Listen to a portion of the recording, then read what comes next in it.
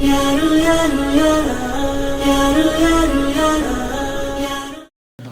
بسم الله والحمد لله والصلاة والسلام على رسول الله وبعد. أسباب خراب البيوت. كثير من النساء يلجأن إلى الطلاق أو ربما إلى الخلع، أو كثير من الأزواج كذلك يلجؤون إلى الطلاق. طيب، ما السبب أو ما هي الأسباب التي تؤدي بالزوجين إلى الطلاق وربما حتى من بداية الزواج؟ أولا، قد يكون السبب من الزوج أو من الزوجة أو من أهل الزوجة أو من أهل الزوج أو من كل الأطراف مع بعض.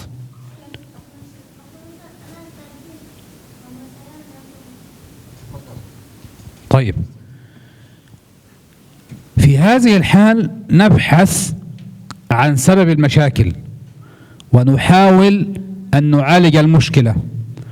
فإن كانت المشكلة من الزوج نصحناه، وإن كانت من الزوجة نصحناها بالتي هي أحسن مرارا وتكرارا. طيب، وإن كانت المشكلة من الأهل منعنا تدخل الأهل بين الزوجين، ولذلك حين تفشي المرأة سرها خارج البيت خلاص هي بذلك تؤدي إلى خراب البيت بنفسها. طيب، وإن كان خراب البيت بسبب الإهمال، في هذه الحال نطبق ما تعلمناه من النبي صلى الله عليه وسلم لما قال: إذا نظر إليها سرته، وإذا أمرها أطاعته، وهكذا.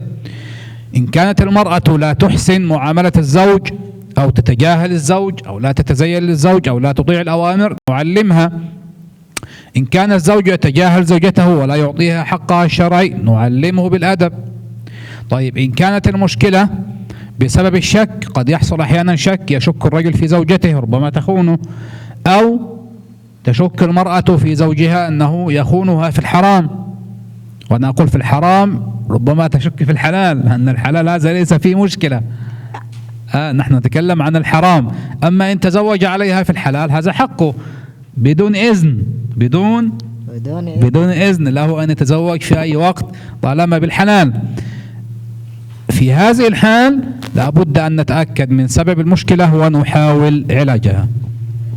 Nah, yang berikutnya adalah keterkaitan dengan apa sih penyebab runtuhnya bangunan rumah tangga, atau apa sih penyebab tenggelamnya mahligai rumah tangga. Tahu nggak apa arti mahligai? Sebuah rumah tangga itu ada nakhoda dan ada penumpangnya. Jadi ibarat sebuah kapal. Nah, apa yang menyebab kapal yang namanya kapal rumah tangga itu tenggelam? Nah, apakah, coba kita perhatikan pada zaman sekarang, banyak sebentar aja orang sudah melakukan perpisahan. Sang suami sangat gampang mengucapkan kalimat-kalimat talak, cerai. Begitu juga sang istri sangat gampang untuk melapor ke hakim, kemudian meminta khulu. Kalau dari suami namanya talak, kalau dari istri namanya khulu. Ya, dan fasah dari hakim ketika dia meminta itu kepada hakim. Apa penyebabnya itu? Apakah itu penyebabnya atas kelalaian istri atau kelalaian suami, atau kelengahan mereka terhadap kewajiban mereka, atau sengaja mereka berbuat seperti itu? Atau terkadang banyak juga kita jumpai adanya pihak-pihak ketiga. Pihak-pihak ketiga jangan pernah berpikir pelakor, ya, atau ada laki-laki lain atau adanya perempuan lain. Terjemahkan terkadang tanpa kita sadari, adanya laki-laki lain atau perempuan lain itu adalah orang tua kita. Nah, maka harus sebagai itu simpul yang sangat rumit, sudah terbelit-belit, maka harus perlahan untuk menyelesaikannya. Jika itu adalah akibat masing-masing pasangan, maka berdua harus introspeksi dan memperbaiki diri, kemudian menerapkan apa yang diajarkan, yang diberikan dan perintahkan oleh Rasulullah SAW terkait bagaimana menjalani kehidupan rumah tangga. Nah, banyak penyebabnya, diantaranya mungkin seorang istri yang abai terhadap suaminya, atau tak ada cinta lagi di antara kita, sehingga dia melupakan dan tidak melakukan kewajiban-kewajiban tersebut. Atau ketika dia muak terhadap istri atau suaminya, karena itu kan tak ada asap kalau tak ada api kan. Nah, kenapa seorang suami itu muak terhadap istrinya? Ya seperti kita bahas di awal tadi. Ya kan? Dia lihat, dia ngomongnya astagfirullahaladzim atau a'udzubillahi minasyaitonirrajim. Coba ketika dia lihatnya Masya Allah, kira-kira terjadi nggak kebosanan? Coba kalau dia lihat subhanallah. Tapi kalau dia dilihat a'udzubillahi minasyaitonirrajim, tahu a'udzubillahi minasyaitonirrajim? Dia berlindung terhadap setan. Ya, kalau dia berlindung berarti pengen kabur. Nah, jangan sampai hal-hal ini terjadi. Sedikit demi sedikit diperbaharui introspeksi menjadi yang lebih baik. Sehingga insya Allah terciptalah kehidupan berumah tangga yang penuh dengan ketenangan, cinta dan kasih. طيب قد يكون سبب خراب البيت بسبب قلة المال، يعني الزوج مثلا فقير أو لا يستطيع العمل. في هذه الحالة ننصح الزوجة بالصبر، لعل الله عز وجل يغير الحال ويبدل الأحوال. طيب إن كان الزوج بخيلا معه، لكنه بخيل، كثير من الرجال معهم لكن يبخلون، هؤلاء نعلمهم ونذكرهم بالله عز وجل ونرغبهم بقول النبي صلى الله عليه وسلم حين قال حتى اللقمة تضعها في فم زوجتك لك بها أجر، ودينار أنفقته في سبيل الله ودينار أنفقته على أهلك أعظمها أجرا الذي أنفقته على أهلك. تمام. إن كان الزوج لا يريد أن ينفق على أولاده، نعلمه أن الإنفاق على الأولاد هذا جهاد في سبيل الله، والعمل على هؤلاء العيال وعلى هذا البيت هو جهاد في سبيل الله عز وجل. Nah, satu hal tadi kelupaan, di antara juga yang menyebabkan runtuhnya atau tenggelamnya mahligai rumah tangga adalah kecurigaan. Curiga, contoh Erlin tuh curiga sama suaminya. Nah, ini juga menyebabkan runtuhnya dan hancurnya rumah tangga. Nah, dia mencurigai jangan-jangan suaminya melakukan perbuatan haram, berzina, selingkuh. Nah, hal-hal ini patut kita patut kita pertama memastikan. Kalau emang seperti itu yang dia curigakan, maka ma'azallah. Karena dia takut suaminya terjatuh kepada hal yang haram. Tapi kalau kecurigaannya terhadap yang halal, nah ini nggak boleh kita mencak-mencak. Paham nggak curigaan terhadap yang halal? Bukan poligami, nikah lagi yang halal. Kan halal tuh kan. Nah kalau yang kayak gini nggak apa-apa. Ini saya mengatakan. Nah itu nggak apa-apa. Hanya saja mungkin kalian tidak menerimanya. Tapi kalau dibicarakan dengan baik, insya Allah Allah meridhoinya. Nah kemudian satu hal yang merupakan penyebab juga runtuhnya mahligai rumah tangga adalah apa itu? Kok mani? Mani apa? Hepeng, fulus. Oh, uang. Nah, kalau seperti ini keadaannya, apa yang harus dilakukan dari istri? Maka kita nasihatkan supaya istri itu bersabar. Kalau emang tidak punya uang, seperti dikatakan seorang suami hendaknya ketika dia dalam keadaan fakir, maka berikan apa yang dia mampu. Tapi bagaimana ceritanya kalau suaminya ada uang tapi pelit? Gimana tuh Fitri? Tabok?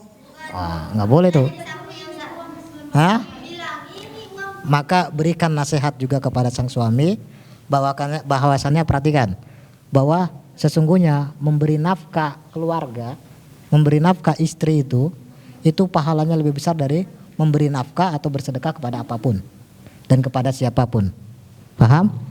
Maka dikatakan kita memberikan satu suapan, seorang suami memberikan satu suapan ke mulut istrinya, itu dia mendapatkan pahala.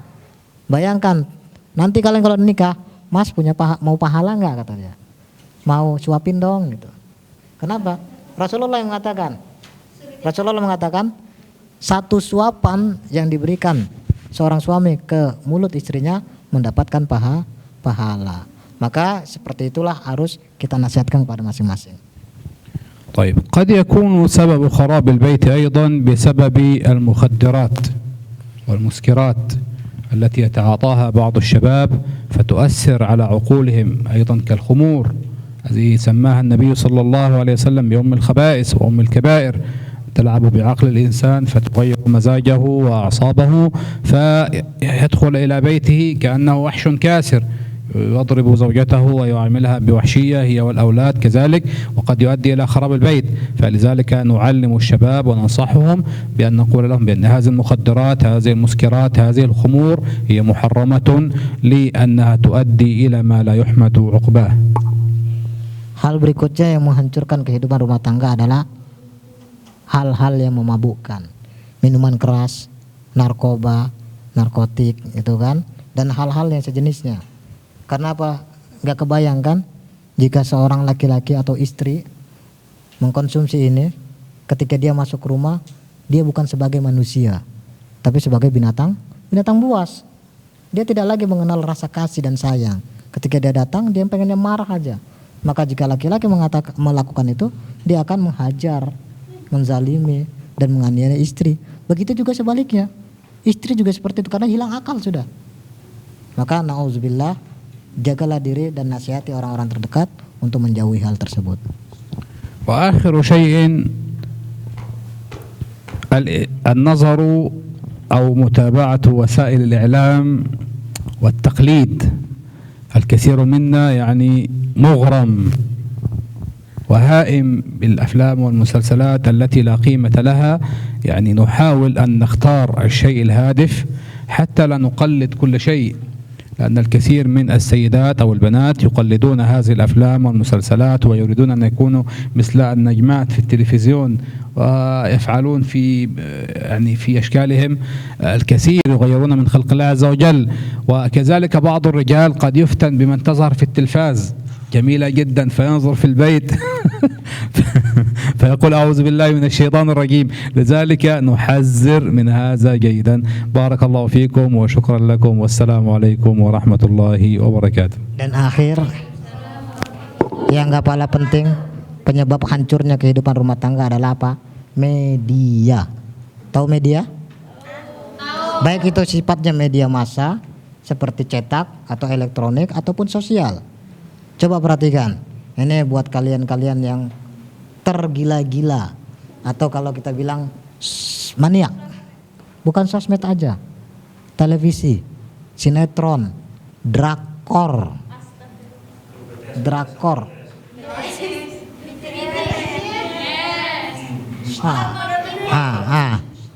Sampai kalian tahu bahasanya ya, Mas Yopi, Pak Yopi bilang BTS, kalian bilang BTS. Itu perhatikan hal ini tanpa sadar kalian sedang menyalakan api di calon rumah tangga yang akan kalian bangun. Kenapa? Karena yang sedang kita saksikan adalah sebuah kesempurnaan hidup. Iya kan? Laki-lakinya putih, ganteng, banyak duit. Giliran suamiku kucel, jelek, nganggur, hepeng tak ada, hidup lagi katanya. Siapa itu bilang? Siapa yang bilang hidup lagi? Hidup lagi, jelek, ya kan, gak ada duitnya, hidup lagi. Perhatikan ini tanpa sadar kita sedang meracuni rumah tangga kita sendiri. Kenapa? Perhatikan, televisi bahaya sekali. Oleh karena itu, semenjak satu paket media itu bahaya. Maka dari awal, perhatikan, dari awal setelah ana mengenal sunnah, nggak ada di dalam rumah ana kotak sabun 4 persegi, nggak ada yang namanya televisi, dan bahkan YouTube pun nggak ada. Di HP ana ada YouTube. Tanya itu Pak Yopi, tanya Ustaz Nababan.